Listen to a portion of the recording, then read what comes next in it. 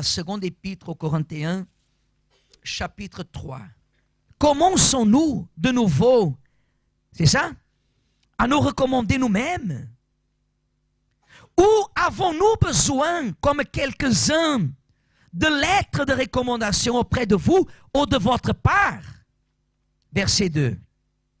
Voyez, regardez le pasteur. Vous qui êtes ici, Église, vous n'avez pas besoin que le pasteur vous dise. Vous n'avez pas besoin que le pasteur vienne avec des lettres pour vous. Parce que vous êtes déjà là. Vous recevez la parole de qui? De Dieu. Vous n'avez pas besoin que le pasteur, il soit là, en train de parler avec vous, parler, parce que vous êtes déjà devant la source d'eau vive qui s'appelle Jésus.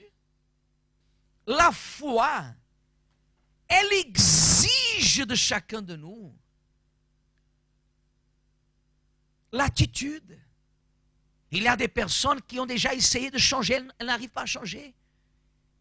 Et Dieu nous fait venir vers lui.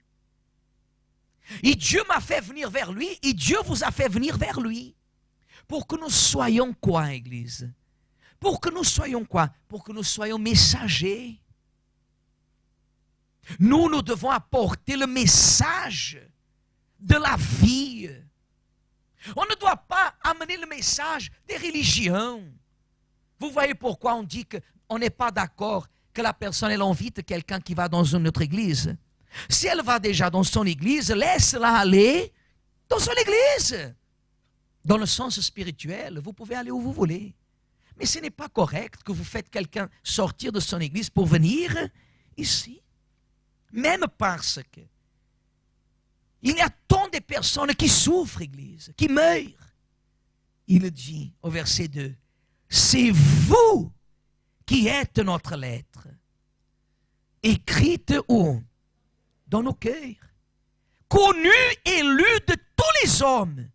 Vous êtes manifestement une lettre de Christ, écrite par notre ministère, non avec de l'encre, mais avec l'esprit de qui?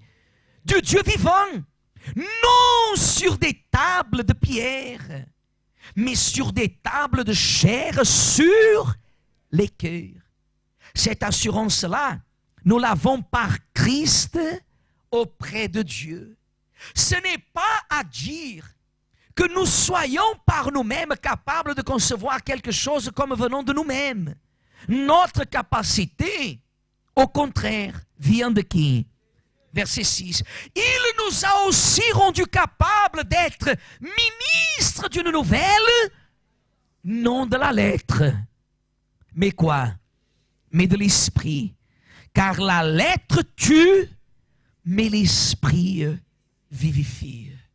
Amen. Ça, c'est ce qui fait la différence.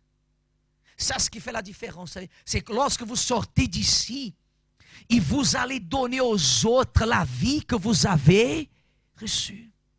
Si vous voulez faire la différence, Église, coupez le langage religieux. Mais votre présence, quand vous êtes au travail, les personnes vont vous regarder. Vous êtes quelqu'un que vous dégagez le bon parfum du Christ. Comprenez? Les personnes vont vous regarder. Ils verront qu'il y a une différence. Elle est différente. Oh, comme elle travaille. Elle travaille comme si elle travaillerait à son propre compte. Elle arrive avant l'heure. Elle sort après l'heure. Elle bouge. Elle a quelque chose de différent. Oh Marie, dis-moi, qu'est-ce que tu prends le matin? Parce que tu es toujours active. Et des fois, la personne arrive au travail en retard. Elle arrive au travail. Ah, pardon, c'est attaché. Elle arrive en retard, c'est attaché. C'est la faute du diable. Comprenez?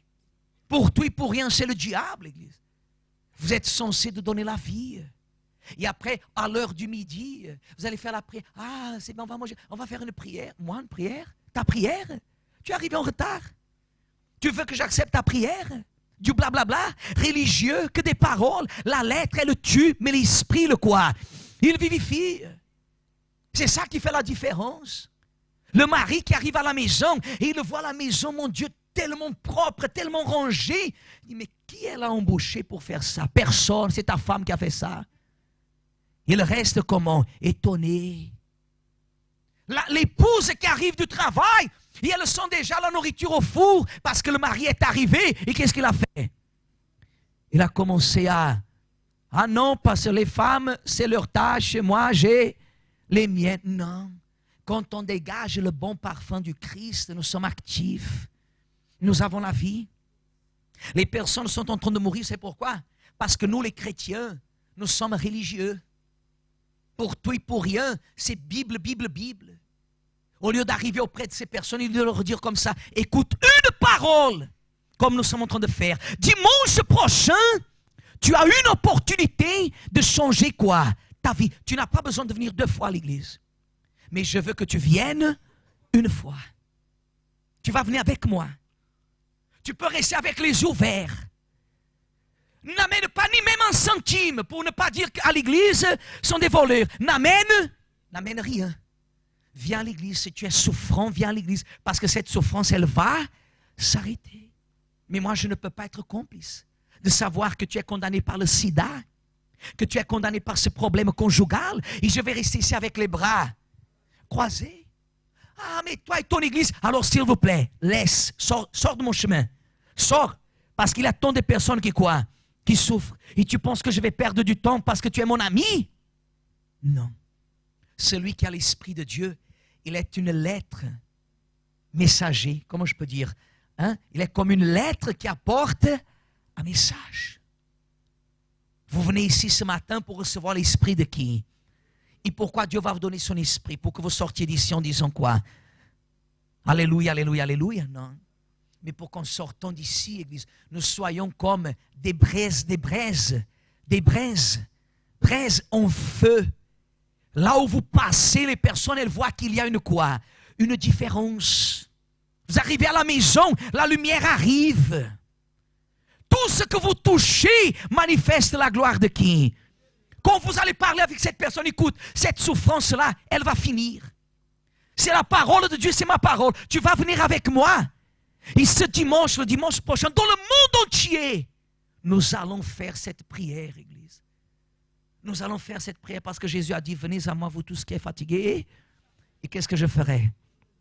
Je te donnerai du repos. Amen. Dans le monde entier, là où il y a un centre d'accueil universel, nous allons faire ce vœu.